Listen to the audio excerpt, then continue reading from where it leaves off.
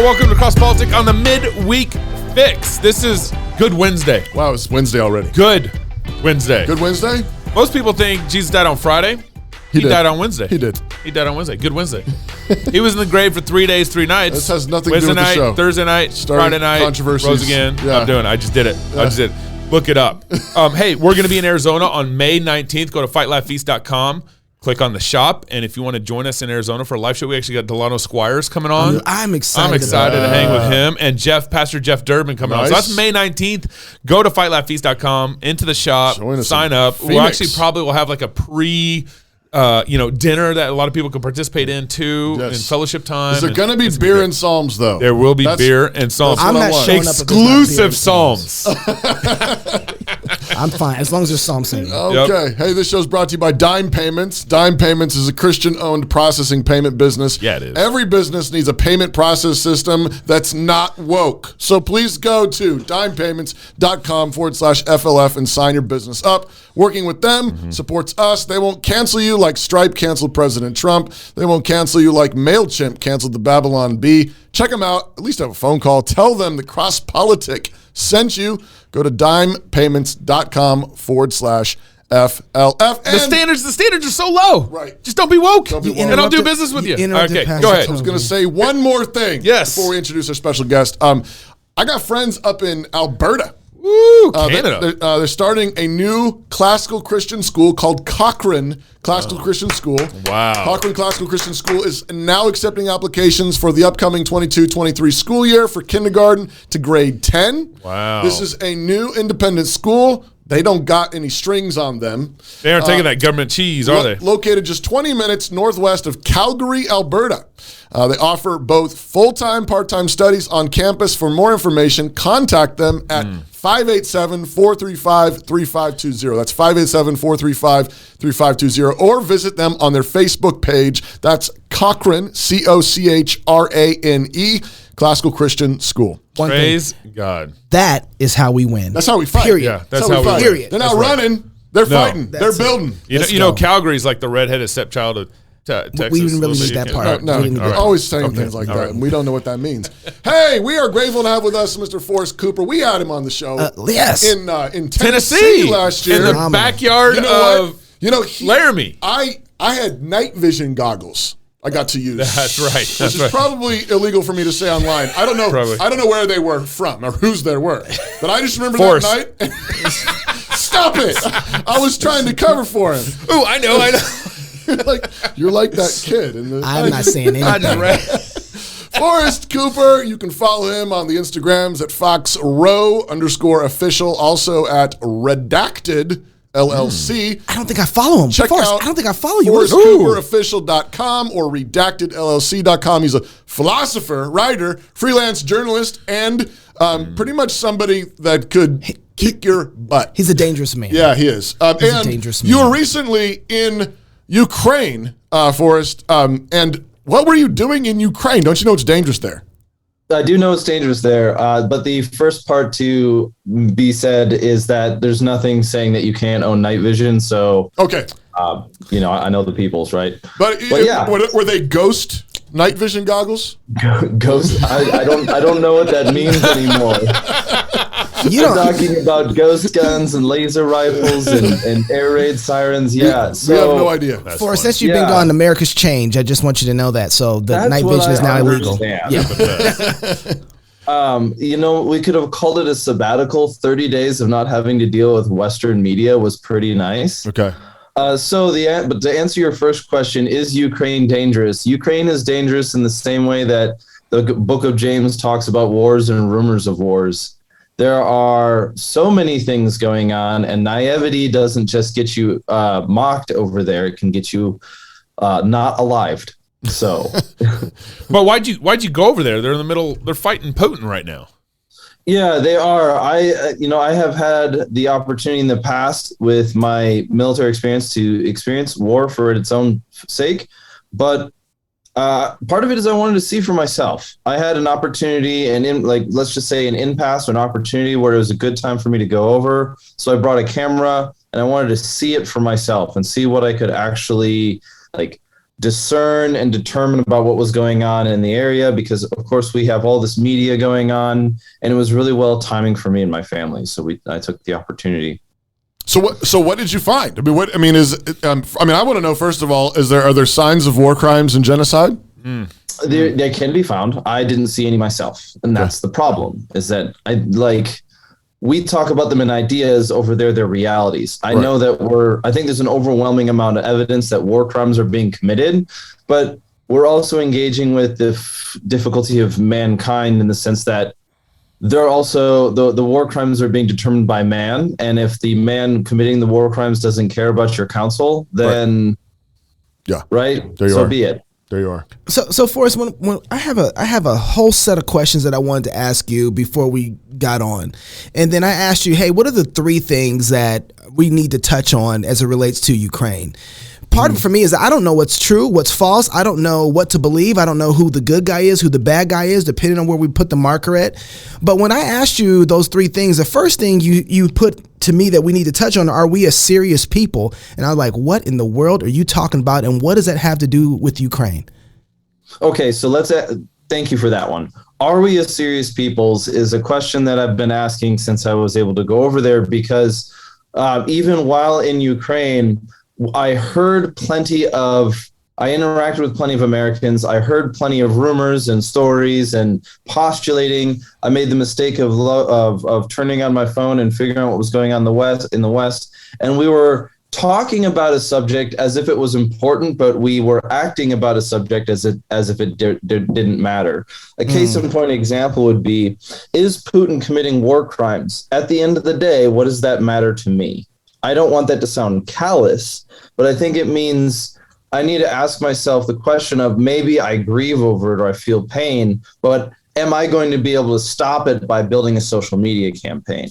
Am I going to, do I really seriously believe the things that are coming out of my mouth, or what I'm talking about, or what I'm concerned with? And so the question being, are we a serious peoples? In America could be answered sometimes very pessimistically by saying, no. A lot of our culture seems to be very plastic in compared to kind of the reality of war. Maybe it's something like, we postulate very grandly about values that we have, but they really don't have any weight in our lives. Kind of like you're talking about earlier with this is how we fight back, this is how we raise our families.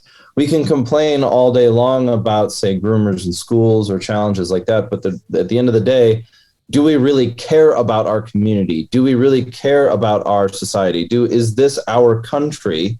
Do Americans feel like America is America, or do they just feel like it happens to be the place that they live? So, and a good example is Russia is trying to treat themselves like a serious country. They have goals, they have objectives, they have plans. I mean, this is kind of the way to say it, right? Maybe another example would be Americans would go into, or going over, you'd have Americans who are interested in going over to Ukraine to help, but they're so naive that they end up being just a burden. Is Russia an enormous, a real threat to Ukraine, or is Ukraine actually pushing them back? In my opinion, if they didn't want to play a long game with NATO and the rest of the world, Ukraine would cease to exist rather quickly. Yeah. So you think if they wanted to, they could be done with the war tomorrow, and Ukraine would be theirs? That's a concern. Yeah, but it's theirs against who? Because you have an element of heroism, because what is today could be false tomorrow, kind of thing. Sure. And it does look like Ukraine and all of the volunteer support that Ukraine has received has almost created like a 1776 event where the small country fights against the great empire and establishes its independence. So there's optimism to be had there. However, Russia has nukes.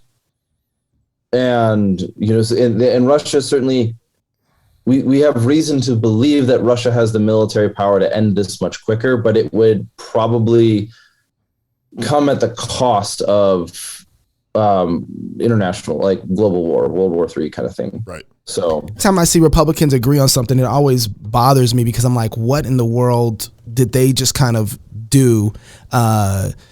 What kind of God has merged these two groups together who disagree so much on the issue? So when they come together on Ukraine, we were in Texas and we were going over this impasse, and there were Ukraine flags, American flags, same height, just all the way for like a mile. You remember that? Yeah. And so, not knowing, not being there on the ground, not seeing the situation in reality, is Ukraine and what's going on with Russia something that Americans need to take seriously and say America needs to be involved in what's going on over there? From what you can see and what you've engaged, do we need to take it seriously and say, okay, we need to go to our politicians, make a declaration of war, and stop this because it's a tragedy?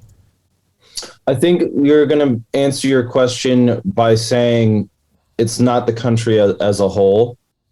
It's not the country as a whole. So in other words, there are some people who can have great influence and effect in Ukraine, in creating peace in Ukraine, and creating a situation of possible resolution, but that's not everybody, and that might not be solved democratically. It's kind of like the metaphor of the man in the arena is a good example. You're familiar with Teddy Roosevelt's quote, it's not the critic who counts, but it's not the man who points out how the strong man stumbles or how the doer of deeds could have done better. The credit belongs to the man in the arena whose face is marred with dust and sweat and blood. The story? We're familiar with this quote? No.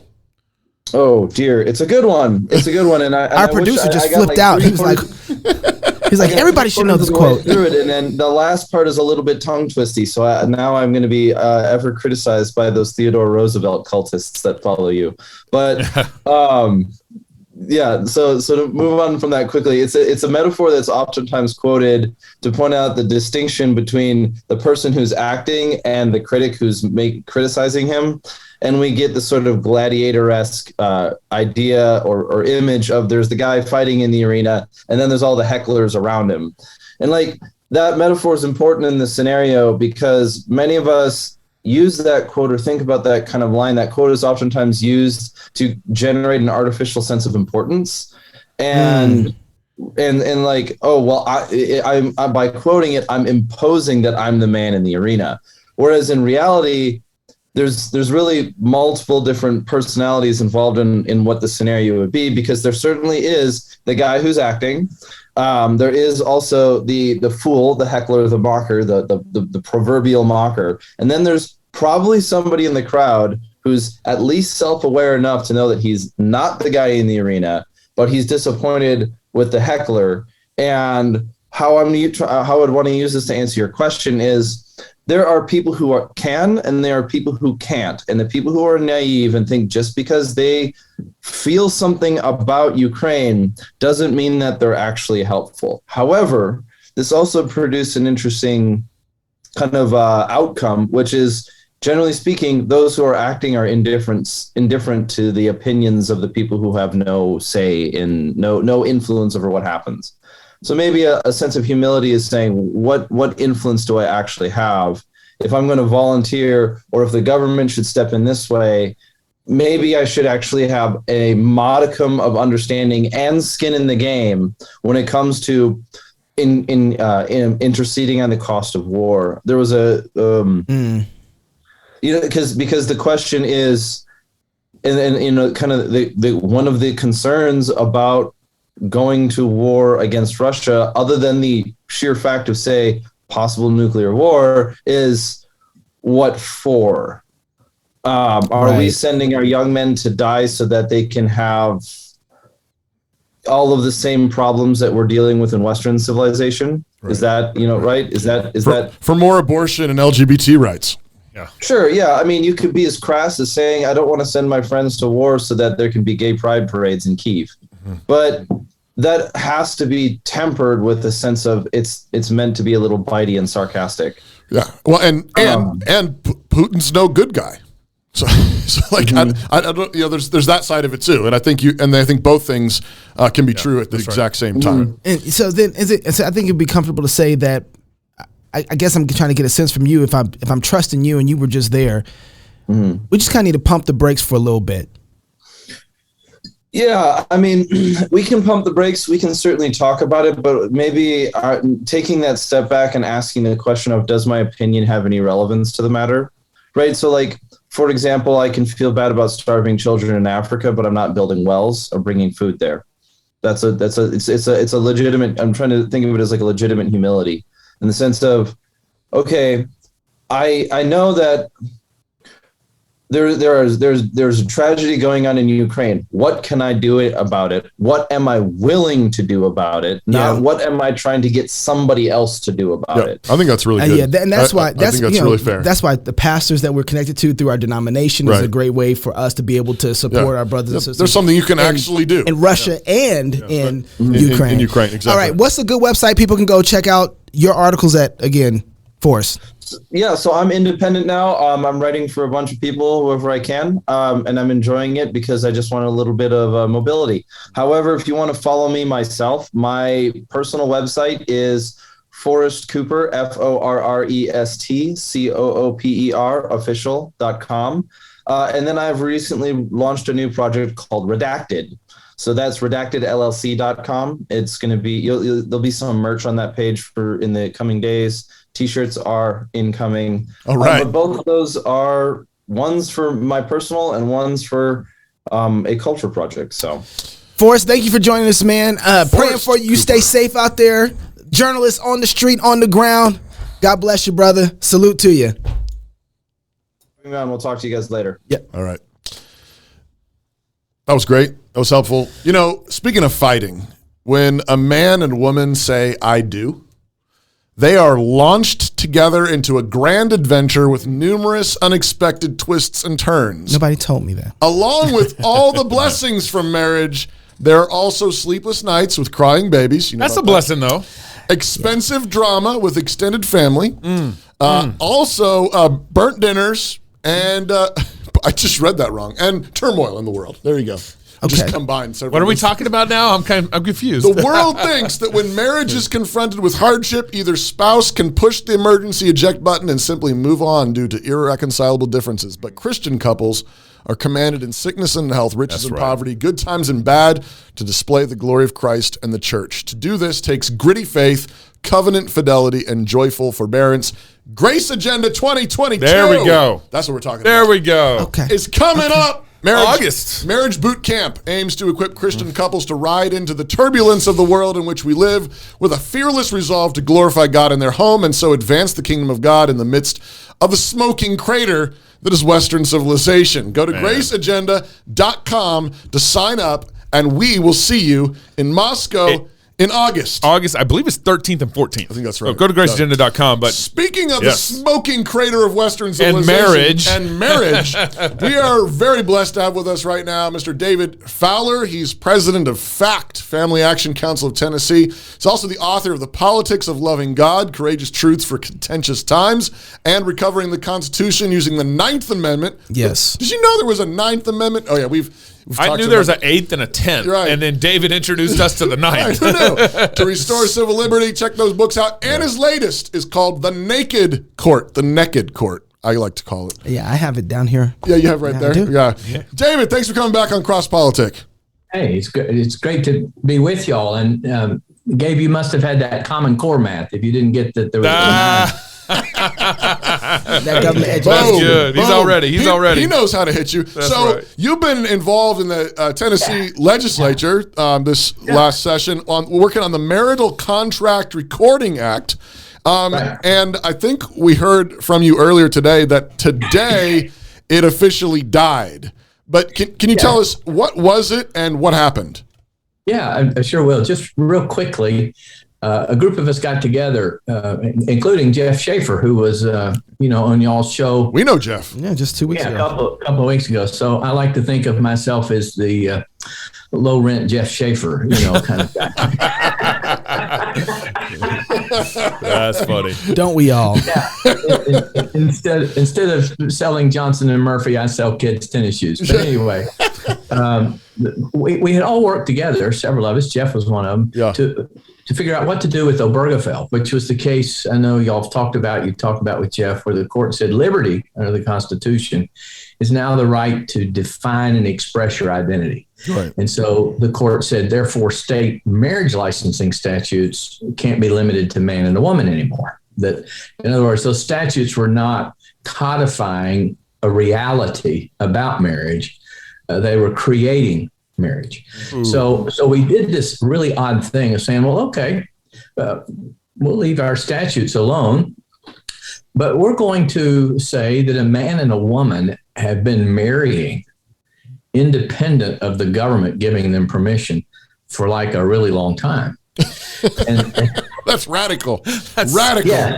Yeah. You bigot. And the government's role is not to create marriage, but to help secure and protect marriage by giving a man and a woman a way to prove their marriage 20, 30 years from now when the ministers died, and for all I know, the best man became a woman, right? So you can't bring them into court to testify. So anyway, it was really this radical concept that rather than having to get the permission from the government to be able to marry, we said, well, if men and women are able to contract to sign a vacation rental, let's say, or buy a house, or maybe hire a Terminator service, they ought to be able to make a promise as man and woman and then go to the courthouse afterwards and file a document by which they swear that they have in fact taken each other as husband and wife. And then the court would enforce that kind of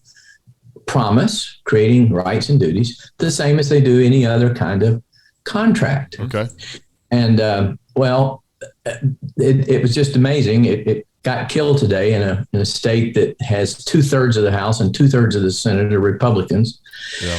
And the arguments were really interesting. But what was fascinating is about a week ago, the gay rights groups finally came right out and they made this statement. And I want people to appreciate it and appreciate that Christian Republicans killed it. Christian Republicans killed it. Wow. Yeah. And here's what they said.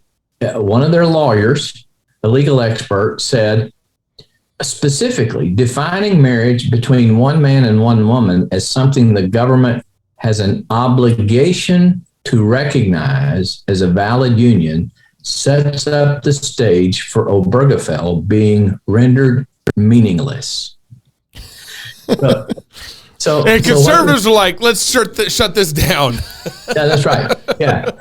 Because their whole premise rests on the fact that marriage is not a reality. As Knox has been talking, there's no metaphysic that's true about male or female, and therefore there can't be anything that's true related to marriage. So it's a creation of the state and the government by statutes.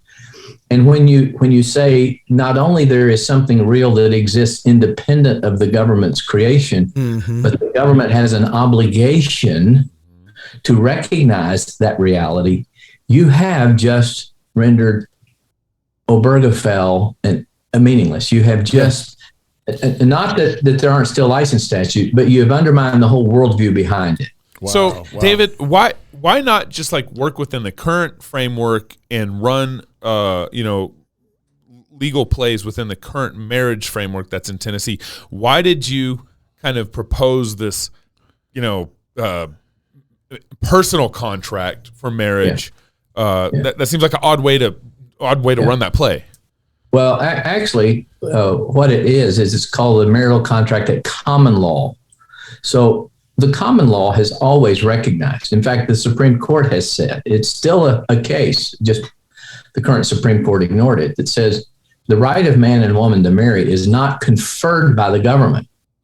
It's a common law right. And the court said, therefore, state statutes should be construed not as creating the right or abrogating the right, but providing a way for marriages to be registered and proved.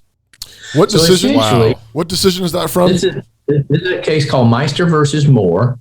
And one of the things you may remember, Jeff said, we have a rich treasure trove of great legal history that's out there. If we will just go back and reclaim it and use it. Right. Yeah. And so that's what I've done is I've said the common law understood this is a reality. And when people make promises, the obligation of courts is to uphold them. And we do that with employment agreements and lease agreements and vacation rentals.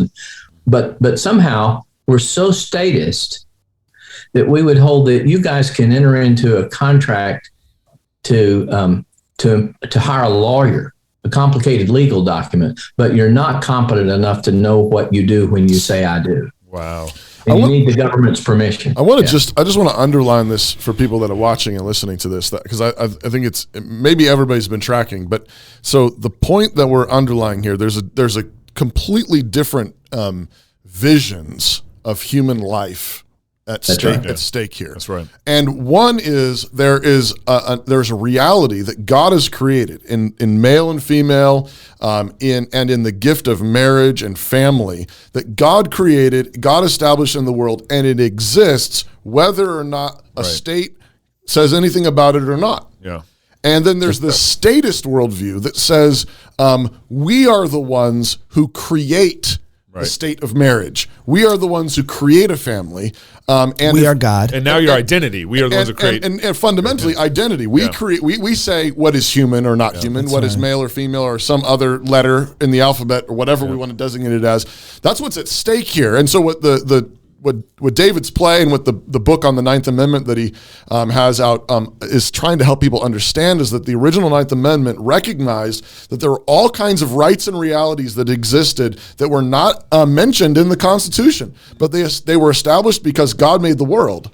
That's right. And so that's what he was doing with this play, is to say, well, let's just try to get the state to recognize that marriage exists and can exist apart from us. Right. And then we just want you to recognize our contract that we made. That's it. I mean, it would be sort of like running a play where we just sort of say math exists, gravity exists, and we would just like the state of Tennessee to occasionally affirm that. Yeah. It's okay to teach addition because in subtraction it really is a thing.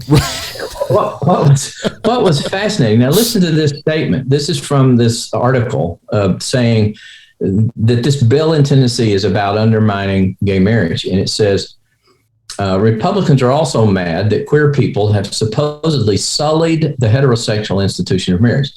So it shouldn't be a surprise that they're scheming for ways to create, as if now we're creating, and quote, alternative form of marriage that exclude same-sex couples. Wow. Oh my goodness. They don't understand. We're not creating anything. I can't get it through legislators' heads. They're saying, well, I'm approving. It's like, no, you're not approving anything. Yeah. The marriage is made between the man and the woman. The promise is made between the man and the woman. When you license people, now you're creating it. Now you're assuming absolute jurisdictional authority over the marital relationship. Right. And what's so interesting that Republicans don't get is, one, they think you shouldn't be allowed to enter into a contract unless the state has licensed you. Now that abolishes all private contracts. Right. Wow. Okay? Wow. The second part that I think the LGBT community understands is if we acknowledge that there's a reality that exists independent of the government, then there's an understanding of liberty that limits the government. Right. To which the government is subject. And then they can't control everything. So just fascinating to see. We did get it out of a couple of committees. We made some progress, but ultimately they were too scared to let it go to the floor. They were too confused. They didn't know what common law was. So this couldn't get out of the Republican base, the Republican circle. Is that what you're telling me? Yeah. Okay. Yeah. So, at least for now. This was our first attempt. This was the first attempt. He said Christian Republicans killed this bill. David, here's and I'm going to start. Well, let's put it this way: professing ones. Yeah. Okay. Well, thank you. I'm a Presbyterian. If you've been baptized, I'm gonna pull you by your baptism. So, so here's something that I've been working through, David, and you tell me if I'm wrong on this. And maybe I'm giving up too much of what we're doing here, but I think people need to understand that this is a pro-life move. I think we've separated the categories of marriage and pro-life so much that we think that we're fighting two different things. Right. But when you listen to Jeff Schaefer talk, yes, sir. We lost the pro-life movement when we started working with abortifacients and the responsibilities and duties of fathers or husbands and wives to the relationship of children. And when we severed that, we created an institution that allows us to bastardize the world. Yeah. Yeah. And so what's so important inside and I just pause right there and just say, and he's not using that word bastardize flippantly. We mean literally. Yeah, everything has been made illegitimate. That's right. It's no longer tied to the core of the family, the legitimacy of the family. It literally actually has been bastardized. It's been cut away from. Yeah. And to go back, and this is why the pro-life movement, we have to think far more robust about pro-life. Right. And what you're doing here is the very foundation of reestablishing life in our culture, is establishing the relationship that God has given between a man and a woman. Am I seeing that right?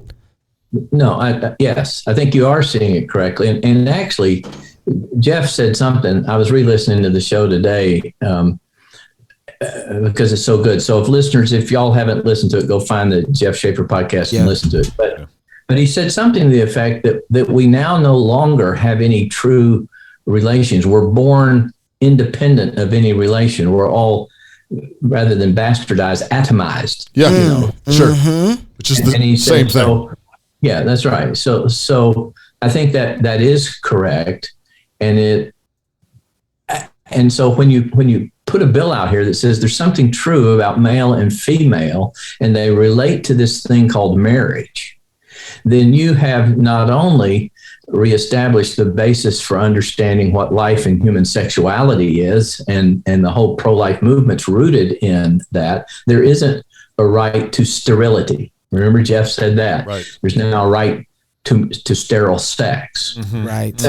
Sex is certainly pleasurable, but its end is ultimately procreation. Life. And then you've also established the parent. And one of the things that I don't remember if Jeff said, but if male and female are not real categories of human existence, then they can't have any meaning in marriage, and they cannot have any meaning in the parent and child relationship. Right.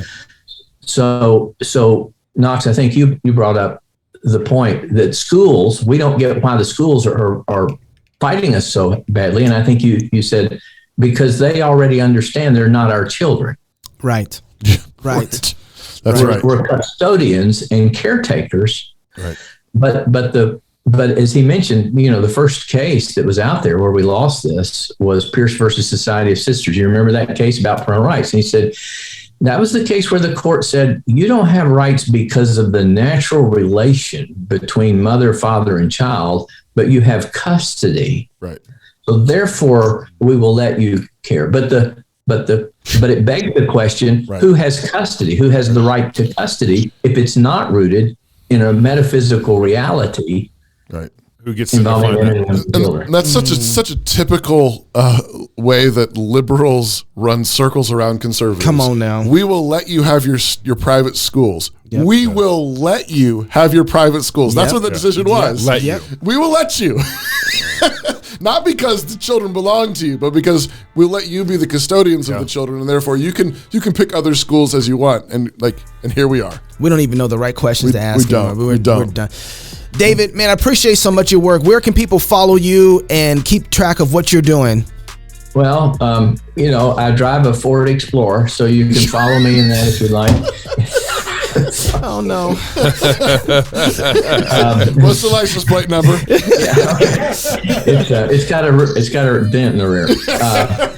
It's FAC for Family Action Council. FACTennessee.org. And so appreciate it, guys. Thanks for following in on this and helping your listeners understand. We're fighting here, and I hope other states will pick up the fight when they hear stuff about That's a great play. Idaho, where you at? You keep fighting. I hope you guys need to reach out to David and see the plays that they're doing so that maybe one of these plays happens in your state, city council somewhere. So if you're single, get married. If you're married, have some kids. And if you have kids, go baptize them. Until Sunday, love God with all your heart, soul, mind, and strength. Love your neighbor as yourself. Go fight, laugh, and feast. This is Cross Politics. Sunday is Easter Sunday. Yes, it is. He is risen. He is risen indeed. Home. It's where you build your legacy, where traditions are started, seeds are planted, meals are shared, and stories are told. We are Chris and Natalie Carpenter, owners of Story Real Estate, and our team of top agents helps people find homes in Moscow, Idaho, and around the country. Have you thought about a move? Contact us to get connected with a top agent who shares your values and puts your family first. Or reach out to us about our Moscow relocation guide. Wherever you're looking to go, we can help you find home. Call us at Story Real Estate or visit us at storyrealestate.com and start building your legacy. When tyrants take over, what's the first thing they do? Disarm. It happened in Russia, China, Germany, and most recently, Afghanistan. Why? Because disarmed people are easier to control. And over the last century and a half, American tyrants have been carrying out a slow, methodical disarmament that no one is talking about. State education. Tyrants know that education is warfare. Our rulers have a vested interest in making you totally harmless. They've got big plans and they don't want you getting in the way. Think about it. Would you rather fight an army decked out with high-powered rifles or a bunch of dinky water pistols? They know that if you can think critically, you're a threat. At New St. Andrews College, we want to graduate men and women who are dangerous. Dangerous to the world, dangerous to the principalities and powers, dangerous to spiritual wickedness in high places. Education can either arm you or disarm you. It can make you a threat or make you a useful idiot. So, where you get that education counts. Click the link to apply to New St. Andrews College today.